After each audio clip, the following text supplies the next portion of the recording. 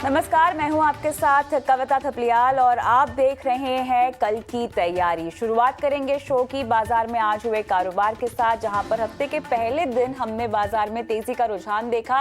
Nifty आज पहली बार 18,000 के ऊपर निकला है। बैंक निफ्टी की बात करें, 500 अंकों से ज्यादा की तेजी यहां पर आते हुए हमने देखी है। आईटी सेक्टर को छोड़कर सभी सेक्टर्स में हमने आज हरे निशान में क्लोजिंग होते हुए देखी है। लेकिन चलिए यहां पर तमाम शिखर जो कि सेंसेक्स और मिड कैप इंडेक्स ने छुए हैं, इसके बीच कारोबार के लिहाज से आज का दिन कैसा रहा, हमारी सहयोगी पूजा त्रिपाठी हमारे साथ जुड़ गई हैं तमाम डिटेल्स हमें देने के लिए। तो पूजा, आज का दिन बाजार में कैसा रहा, सबसे पहले तो हमें ये बताएं।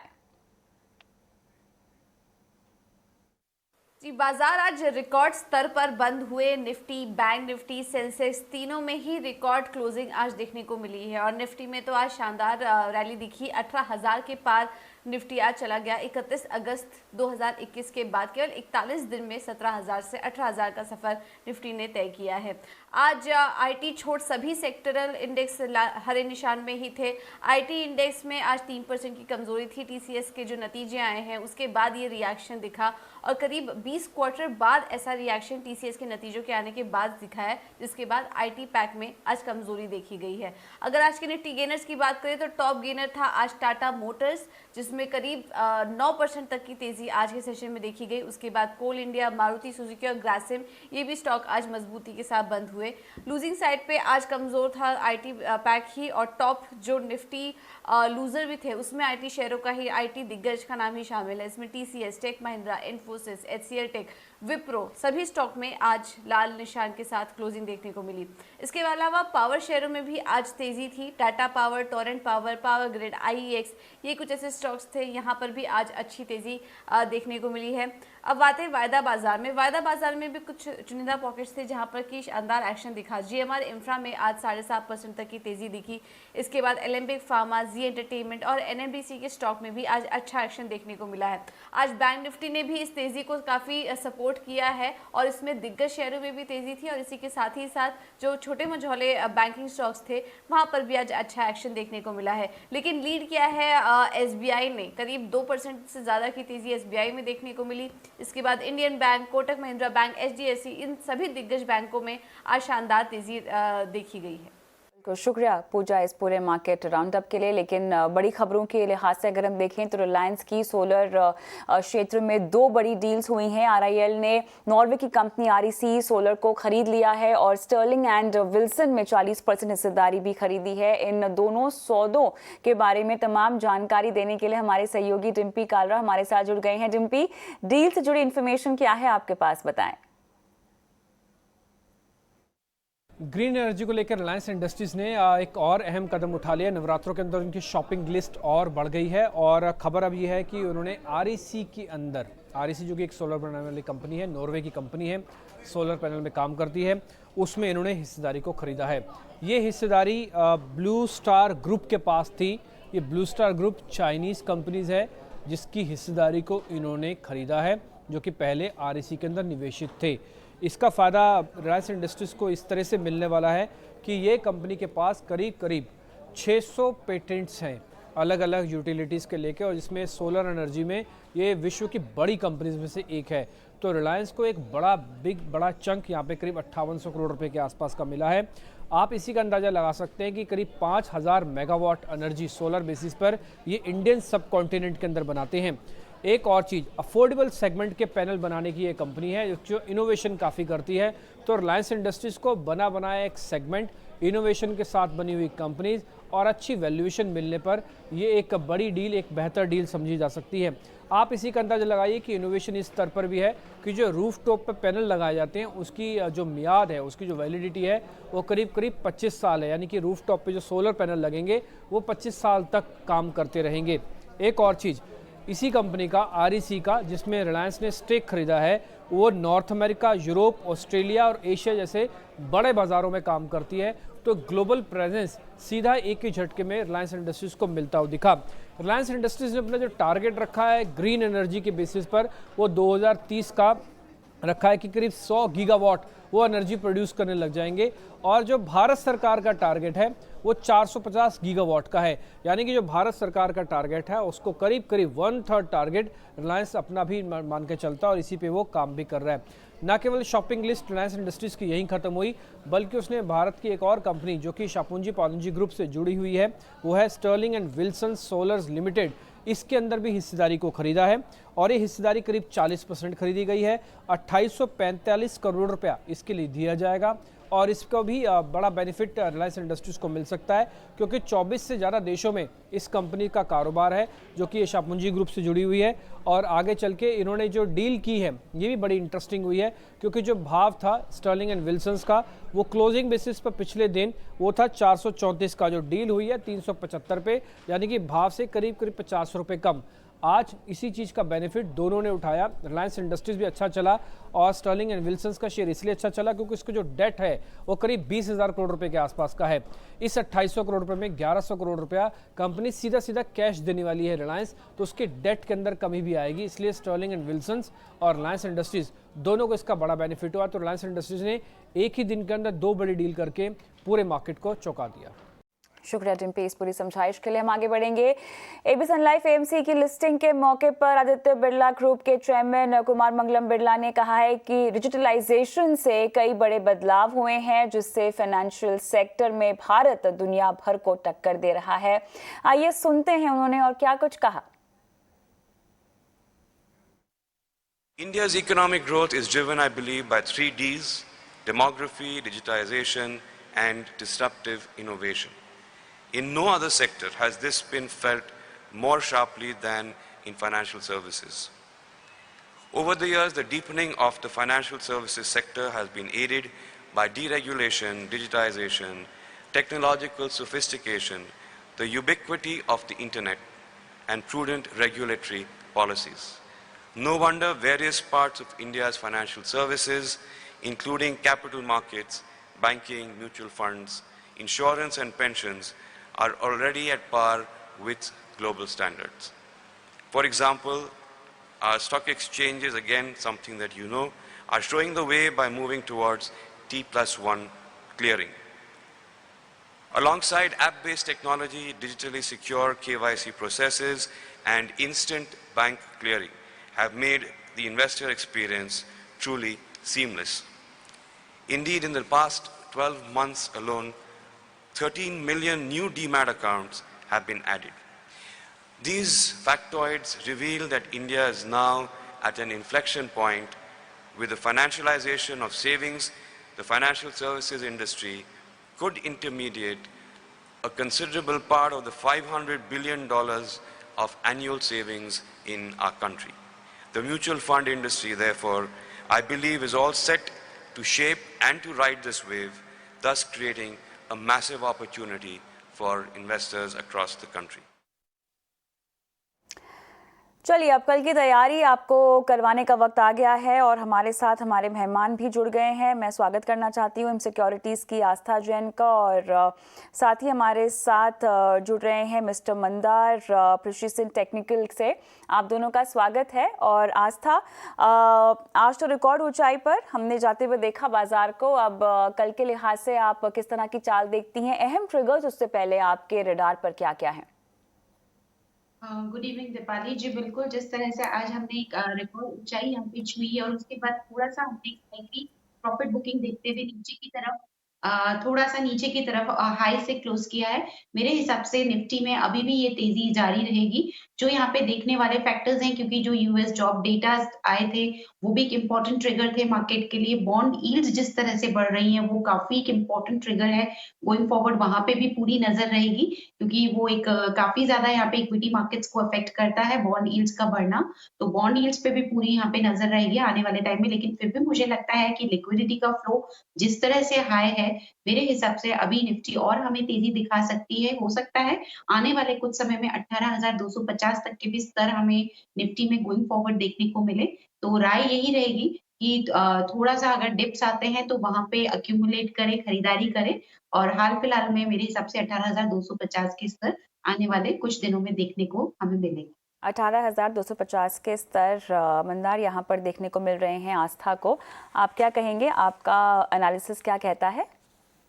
सही कहा है आस्था जी ने कि बेसिकली निफ्टी अप ट्रेंड में बना हुआ है, और जो जिस तरीके से हमें सेक्टर रोटेशन देखने को मिला है कि पहले फार्मा में इंटरेस्ट दिखा, फिर उसके बाद आईटी स्टॉक्स में इंटरेस्ट दिखा, अब वो जो इंटरेस्ट है, जैसे आईटी स्टॉक्स रुक गए हैं वैसे ऑटो और बाकी के सेक्टर्स में इंटरेस्ट आना शुरू हुआ। और सबसे इंपॉर्टेंट जो सेक्टर है, जो मुझे लगता है कि मार्केट को यहां से और ऊपर ले जा सकता है, वो है बैंकिंग सेक्टर। और इसलिए मुझे लगता है कि अभी फिलहाल निफ्टी पे ध्यान देने से अच्छा है कि बैंक निफ्टी पे ज्यादा ध्यान दिया जाए, क्योंकि अगर पिछले एक डेढ़ साल का अगर बैंक निफ्टी का चार्ट देखते हैं तो आपको समझ में आएगा कि पिछले 9-10 महीनों में बैंक निफ्टी कहीं नहीं गया हार्डली।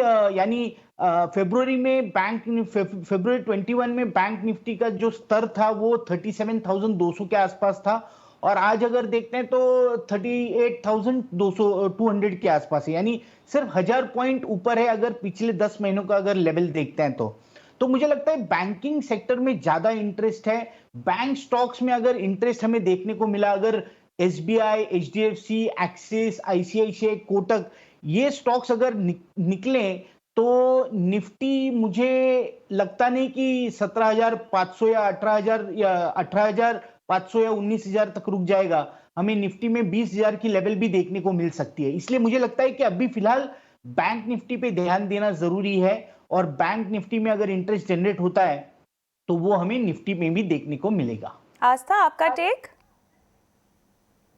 जी बिल्कुल, यहाँ पे मुझे लगता है जिस तरह से आप देखिए कविता, जो क्वार्टरली अपडेट्स आ रहे हैं, तो इनफैक्ट बंधन बैंक की बात करें या इनफैक्ट एचडीएफसी बात करें, तो जिस तरह की ग्रोथ हमें लोन्स में यहाँ पे देखने को मिल रही है, मुझे लगता है काफी अच्छे फाइनेंशियल्स हमें परफॉर्मेंस देखने को मिलेगी बैंकिंग की तरफ से। एसेट क्वालिटी को लेके थोड़ा सा कंसर्न है, पर वो मेरे हिसाब से जो टियर 2 बैंक्स हैं वहां पे ज्यादा रहेगा। जो टॉप क्लास बैंक है, जहाँ पे आईसीआईसीआई बैंक हुआ, एचडीएफसी बैंक हुआ, एक्सिस बैंक हुआ, वहां पे मुझे कोई कंसर्न नहीं लगता है। तो बिल्कुल मैं यहाँ पे सहमत करती हूँ मंदार जी से कि बैंक यहाँ पे मुझे काफी ज्यादा अच्छा लग रहा है, और रिजल्ट्स आने के बाद बिल्कुल एक बाइंग का कॉल मेरे को लगता है कि वहां पे जनरेट होना चाहिए, जिसमें टॉप पिक रहेगी आईसीआईसीआई बैंक और एचडीएफसी बैंक। चलिए, इसके अलावा आपकी और भी पिक्स हमें लेनी है, लेकिन वो हम शो में आगे लेंगे। उससे पहले कुछ ख़ास बातें दर्शकों को जो बताना बहुत ज़रूरी है, उनकी ओर हम रुख कर लेते हैं। और भारतीय बाजार का बुल रन जारी है, जैसे कि हम सब देख सकते हैं। निफ्टी आज 18,000 के अहम मुकाम पर पहुंचा भी है, और रिकॉर्ड स्तर पर बाजार के वैल्यूएशंस कैसे हैं और अब कौन से सेक्टरों में हम मौके देख रहे हैं, इस पर हमने आईएफएल ग्रुप के चेयरमैन निर्मल जैन से बात की है। आइए आपको सुनाते हैं इस बातचीत के अंश। बाजार बहुत तेजी से बढ़ा है। कोविड के दरमियान पूरा बाजार डबल से ज्यादा हो गया है, जो कि इतिहास में बहुत कम बार ऐसा हुआ था। इतनी तेजी से बाजार बहुत ही कम ऐसे समय है जब बढ़ा होगा। पर दोनों चीज सही है कि वैल्यूएशन बहुत तेजी से बढ़ गए, बहुत ऊंचाई पर है, और दूसरी चीज ये है कि फंडामेंटल्स भी ठीक है, अर्निंग साइकिल भी अब ठीक होंगे। तो अब प्रश्न ये है कि निवेशक को क्या करना चाहिए। तो देखो, किसी के पास क्रिस्टल बॉल तो ये नहीं कि भविष्यवाणी करना बहुत ही असंभव है किसी के लिए। कोई ये नहीं जानता बाजार कैसा होगा 1 साल बाद या 6 महीने बाद। सबकी अपनी राय है, क्योंकि कल क्या होगा बाजार में, इकोनॉमी और मार्केट में, उसके लिए भविष्यवाणी करना बहुत ही मुश्किल है। पर जब बाजार बहुत तेजी से बढ़ा हुआ होता है, बहुत तेजी से एक ऊंचाई पर होता है, इवन इफ आपके फंडामेंटल्स अगर अच्छे हैं, तो कभी कभी क्या होता है कि एक छोटा सा इवेंट या ट्रिगर जो है उसमें करेक्शन देता है, और वो इवेंट या ट्रिगर आपको कहीं से भी आ सकता है। समझो यूएस में उनकी फेड पॉलिसी में कुछ हो जाए, या कहीं जियोपॉलिटिकल वॉर जैसी सिचुएशन हो जाए, कुछ हो जाए, तो भी करेक्शन बहुत स्टीप आते हैं। पर क्योंकि बाजार के अंदरूनी फंडामेंटल अच्छे हैं, तो करेक्शन के बाद बाजार वापस रिकवर भी कर जाता है। तो मेरी ये राय है कि निवेशक जो है लिवरेज ना करें, और जो जेट कैटेगरी के शेयर्स या जो पेनी स्टॉक्स या जिसमें बहुत ही तेजी से डबल ट्रिपल या 10 गुने की बात हो रही है, जिसके फंडामेंटल समझ में नहीं आ रहे मगर आपको टिप मिल रही है, उन स्टॉक को अवॉइड करो। क्योंकि क्या होगा कि उसमें आपको ये लगेगा अरे मैंने कल नहीं लिया मगर आज ये 20% बढ़ गया, पर वो स्टॉक जब आपको बेचना चाहो तो बिकते ही नहीं है। फंडामेंटली अच्छे स्टॉक्स जो है, और जो कंपनियों की एक एस्टेब्लिश ट्रैक रिकॉर्ड है, रेपुटेशन अच्छी है, वो स्टॉक्स में पोर्टफोलियो बनाओ आप, और वो भले महंगे लगे फिर भी उनका पोर्टफोलियो अच्छा होगा। और अगर आपको मार्केट की इतनी समझ नहीं है तो आप म्यूचुअल फंड के जरिए इन्वेस्ट करो। और अपना थोड़ा पैसा जो है डेट या लिक्विड फंड में भी रखो, पूरा का पूरा पैसा इक्विटी मार्केट में मत लगाओ, लिवरेज कम करो। एफएनओ की ट्रेडिंग वही करे जिनको बहुत अच्छी समझ हो। अगर आप अगर नहीं समझते हो तो ऑप्शंस और फ्यूचर्स की ट्रेडिंग जो है उसमें जो लालच है कि बहुत तेजी से पैसा बनेगा, वो अच्छा नहीं है। चलिए, तो ये आपके लिए वो मंत्र जो आपको ध्यान में रखते हुए बाजार में पैसे लगाने चाहिए। लेकिन चलिए, रुक करेंगे हमारे मेहमानों की ओर और आस्था आपके पास में आऊंगी। अब जिस तरह से हम कंजम्पशन को एक बार फिर से पटरी पर लौटता हुआ देख रहे हैं और इसमें काफ़ी अहम रोल प्ले करेगा आपका रूरल डिमांड का सिनेरियो, इसमें आप कितनी तब्दीली आते हुए देख रही हैं और कितना अग्रेसिव हो सकता है इसमें तब्दीली आना? बेसिकली देखा जाए कविता, जिस तरह से ये जो अनलॉकिंग हुआ है, बहुत ही बढ़िया चेंजेस हमने यहाँ पे देखे हैं और रूरल डिमांड बिल्कुल यहाँ पे लौट के आई है। मुझे ऐसा लगता है कि ये स्पेस आगे जाते हुए भी काफी अच्छा परफॉर्म करेगी, रिजल्ट्स हमें काफी बढ़िया देखने को मिलेंगे। तो इस स्पेस में देखा जाए तो आईटीसी जिस तरह से इसका एक परफॉर्मेंस है और सभी को इंतजार है कि ये आगे जाते हुए और अच्छा परफॉर्म करे। सिर्फ एक ही इसमें थोड़ा-सा ड्रॉबैक है कविता, बताना चाहूँगी कि क्यों ये स्टॉक नहीं चल रहा है, क्योंकि कंपनी के पास फ्री कैश फ्लोज़ काफ़ी ज़्यादा हैं, जिसका कि कंपनी यूटिलाइज़ेशन नहीं कर रही है, कोई बड़े कैपेक्स नहीं कर रही है।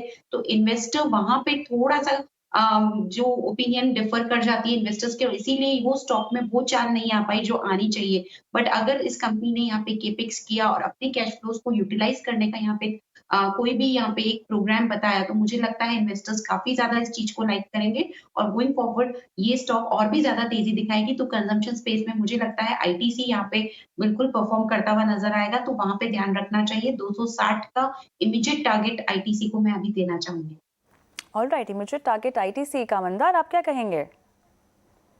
आईटीसी बेसिकली अगर इसका अगर पिछले 1.5-2 साल का अगर चार्ट देखते हैं तो जो करंट लेवल्स पे ये इसे जो रेजिस्टेंस मिल रहा है वो है फरवरी 21 का एक लेवल है 239 का, और एक लेटेस्ट वाला एक रेजिस्टेंस है 246 का। सो 239 और 246 का रेजिस्टेंस मुझे लगता है इसमें वॉच करना चाहिए। ये ब्रेक करके ऊपर चलता है तो हाँ, ये जरूर ऊपर चलेगा। अगला इसमें रेजिस्टेंस बनेगा 266 और उसके बाद 300-310 के पास। लेकिन ये जो लेवल मैंने अभी बताया 239 और 246 का, ये जरूर वॉच कीजिए। इसके ब्रेकआउट पे हम इसके नीचे स्टॉप लॉस रख के इसमें जरूर लॉन्ग वाली पोजीशन बना सकते हैं। चलिए, तो ये पूरी कंजम्पशन थीम में आपके लिए स्टॉक्स। लेकिन आस्था, कुछ सेक्टर्स जहां पर एक तरह से हमने नई जान आते हुए देखी और जिसमें से मेटल्स, कैपिटल गुड, इंफ्रास्ट्रक्चर का तो नाम शामिल है ही, जो कि डीप हाइबरनेशन में एक तरह से थे 2007 से लगभग। मुझे ये बताएं कि अब जिस तरह की रैली हम देख रहे हैं, इसमें क्या करेंसी प्ले मूड बिगाड़ सकता है? क्या आपकी एनालिसिस होगी? जी बिल्कुल, जिस तरह से डॉलर इंडेक्स यहाँ पे नई ऊंचाई यहाँ पे एक तरह से अर्जित कर रहा है, तो मुझे लगता है थोड़ा-सा वहाँ पे एक ज़रूर हमें देखने को मिलेगा कि जो प्रेशर है वो आ सकता है, लेकिन फिर भी बहुत बड़ा इसमें एक प्रेशर आएगा ऐसा लगता नहीं है, क्योंकि आईटी सेक्टर के लिए, फार्मा सेक्टर के लिए तो डॉलर का तेज़ी होना हमेशा के लिए एक अच्छा ही माना जाता है। तो ऑल टुगेदर देखा जाए तो एक मिक्स इफेक्ट हम यहाँ पे देखेंगे डोमेस्टिक मार्केट में। तो डॉलर इंडेक्स डेफिनेटली इसकी जब भी, और एक और चीज़ है कविता, जब भी डॉलर यहाँ पे तेज होता है तो इमर्जिंग मार्केट्स में हम एक थोड़ा-सा प्रेशर भी देखते हैं। तो हो सकता है कि उसकी वजह से थोड़ा एक निफ्टी हमें वॉलेटाइल मूव या साइडवेज रेंज में जाता हुआ नज़र आए, तो वहाँ पे एक कड़ी नज़र रखनी चाहिए। इसलिए निफ्टी में कोई भी अगर ट्रेड लें तो स्टॉप लॉसेस के साथ लें, क्योंकि डॉलर इंडेक्स एक तरह से थोड़ा-सा अफेक्ट कर सकता है। बट लॉन्ग रन में मुझे लगता है कि ये कुछ सेक्टर्स पे यहाँ पे पॉजिटिव प्ले करेगा, जिसमें कि आईटी और फार्मा यहाँ पे मेजर सेक्टर्स रहेंगे। आईटी और फार्मा में यहाँ पर असर पड़ सकता है। लेकिन मंदार, आपकी एनालिसिस और कोई स्ट्रैटेजी भी अगर आप रेकमेंड कर सकें तो करेंसी में? नहीं, मुझे लगता है कि यही लेवल्स पे रहेगा, और अगर ऐसे कंज्यूमर ड्रिवन स्टॉक्स अगर देखते हैं तो मुझे एक बॉम्बे स्टॉक एक्सचेंज एक अच्छा लगता है, जो बढ़िया से एक तो बढ़िया से अप ट्रेंड में चल रहा है। लॉन्ग टर्म चार्ट देखते हैं तो, और लेटेस्ट शॉर्ट टर्म चार्ट अगर देखते हैं तो आज भी एक बढ़िया सी मूव, पिछले 2 दिनों में अच्छे खासे वॉल्यूम्स ट्रेड करके एक रेजिस्टेंस 1425 का ब्रेक करके ऊपर चला है। तो इसमें हमें एक ऊपर में 15-20% का अपसाइड देखने को मिल सकता है आगे जाते हुए। अच्छा, डॉलर की चाल के लिए कमोडिटीज कौन कौन सी आपके रडार पर होगी आस्था? बेसिकली देखा जाए तो डॉलर की चाल जो रहती है उससे कमोडिटीज यहाँ पे बिल्कुल यहाँ पे एक असर देखने को मिलता है और मेटल शेयर्स की यहाँ पे बात करें तो मुझे लगता है कि मेटल शेयर्स यहाँ पे अच्छा ही परफॉर्म करते हुए नजर आएंगे। तो जो नजर मेरी रहेगी एक तो मेटल्स पे रहेगी और दूसरा क्रूड ऑयल का भी अगर हम देखें तो जिस तरह से क्रूड ऑयल में भी यहाँ पे तेजी देखने को मिल रही है तो क्रूड ऑयल डेरिवेटिव्स जो भी सेक्टर्स है स्पेशली देखा जाए तो रबर हुआ या पेंट सेक्टर हुआ वहां पे थोड़े से मार्जिन इफेक्ट होते हैं। तो मेरे हिसाब से वो एक प्ले होगा। बट कमोडिटीज की इन पर्टिकुलर बात करें तो मेटल्स मुझे ठीक लगता है और उसमें भी मुझे यहाँ पे हिंदुस्तान कॉपर काफी पसंद आता है। फंडामेंटली देखें तो हिंदुस्तान कॉपर और हिंदुस्तान जिंक दोनों में मुझे काफी पसंद आते हैं। तो लॉन्ग टर्म प्ले के लिए अगर कमोडिटी प्ले किसी को करना है तो वहां पे हिंदुस्तान कॉपर और जिंक के साथ जाया जा सकता है। मंदार, आपकी पिक्स क्या होंगी? मेरे दो स्टॉक्स मुझे अच्छे लगते हैं। पहला तो है आईसीआईसीआई सिक्योरिटीज। इसमें आज ही देखते हैं तो एक बढ़िया सा ब्रेकआउट आस्था इसमें उसी में बना हुआ है। कंटिन्यूटी में बात कर रही थी तो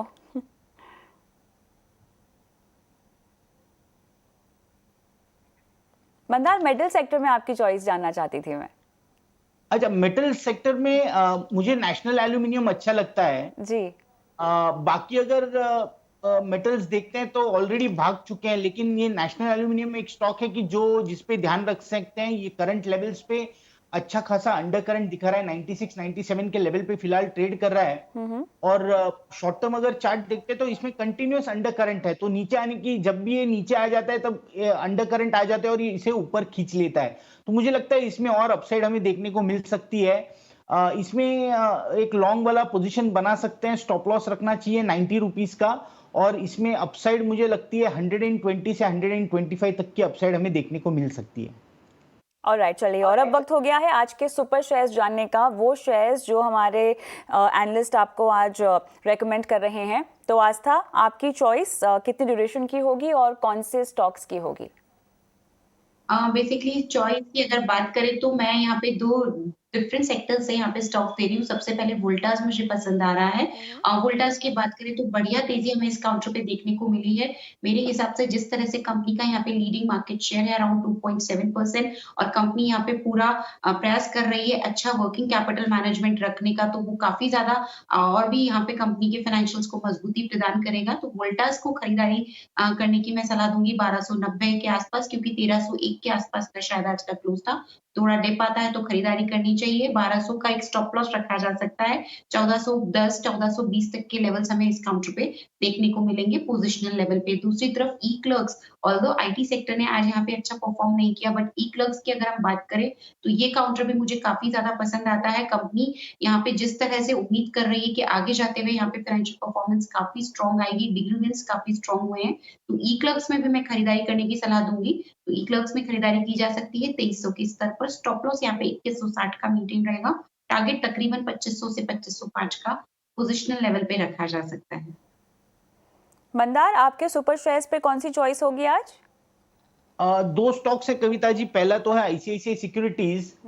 इसमें आज ही अगर देखते हैं तो एक ब्रेकआउट जनरेट हुआ है, बढ़िया सा वॉल्यूम। अगर पिछले 2-3 महीने का एवरेज वॉल्यूम देखते हैं तो उससे डबल से भी ज्यादा आज वॉल्यूम बना है। और एक रेजिस्टेंस था इसमें 800-802 के लेवल पे, वो भी ब्रेक कर चुका है। तो मुझे लगता है शॉर्ट टर्म में ये स्टॉक एक बढ़िया सी अपसाइड हमें दिखा सकता है, इसलिए इसमें एक बाय बनता है। 778 का स्टॉप लॉस होगा और ऊपर में 925 का टारगेट होगा। थोड़ा लंबा अगर किसी का व्यू हो इन्वेस्टमेंट के तौर से भी ये स्टॉक बढ़िया है। यही सेम स्टॉप लॉस 778 के स्टॉप लॉस से अगर 6 महीने से 1 साल अगर किसी को होल्ड करने की तैयारी हो तो ऊपर में 1100 से 1150 का भी इसमें टारगेट हमें देखने को मिल सकता है। तो ये पहला स्टॉक है आईसीआईसीआई सिक्योरिटीज। और दूसरा जो स्टॉक है वो आईसीआईसीआई बैंक है। जैसे मैंने बताया कि बैंकिंग स्टॉक्स में अंडर करंट दिख रहा है और बैंक निफ्टी अगर निकलता है तो निफ्टी भी हमें अपसाइड दिखा सकता है। उसी तौर पे एसबीआई मुझे अंडर करंट अच्छा दिख रहा है। एसबीआई में करंट 470 के आसपास ये स्टॉक ट्रेड कर रहा है। इसमें 458 का स्टॉप लॉस बनेगा और ऊपर का अपसाइड जो शॉर्ट टर्म का टारगेट है इसमें वो 520 का होगा। चलिए, तो हमारे आज के एक्सपर्ट्स की पिक्स जो कि आपके स्क्रीन पर फ्लैश होती हुई आपको दिखाई भी दे रही है, इसमें आप रणनीति बनाएं और सुपर शेयर के लिहाज से इनमें मुनाफे की तैयारी। बहुत बहुत शुक्रिया आप दोनों का इस खास पेशकश में आके दर्शकों को अपनी रिकमेंडेशंस देने के लिए। और जाने से पहले अब वक्त आ गया है कल की अहम इवेंट्स बताने का। और कल सबसे पहले आपको बताएं तो प्री बजट की बैठक शुरू हो जाएगी। इंडस्ट्री प्रोडक्शन के आंकड़े कल आने वाले हैं, साथ ही मैन्युफैक्चरिंग आउटपुट के आंकड़े भी कल आने वाले हैं, सीपीआई डेटा कल आने वाला है और अमेरिका में जॉब ओपनिंग के आंकड़ों पर नज़र होगी। और साथ ही आपको बता दें कि कोल ऑक्शन को लेकर जो दूसरा फेज़ है वो कल से शुरू हो जाएगा। और स्कूल कॉलेजेस जो हैं, ज़्यादातर कॉलेजेस वो पुणे में कल से शुरू हो जाएंगे। और कोरोना के बाद काफ़ी लंबे अरसे के बाद यहाँ पर शुरुआत होने वाली है कॉलेजेस की। और आपको बता दें लॉन्चिंग के लिहाज से मोटोरोला E40 कल लॉन्च होने वाला है। और साथ ही मैं डिपार्टमेंट की ओर से ये बताया जा रहा है कि महाराष्ट्र में कल से मानसून की रफ्तार भी कम हो जाएगी। तो ये वो तमाम इवेंट्स जिन पर कल नज़र होगी। और इसी के साथ कल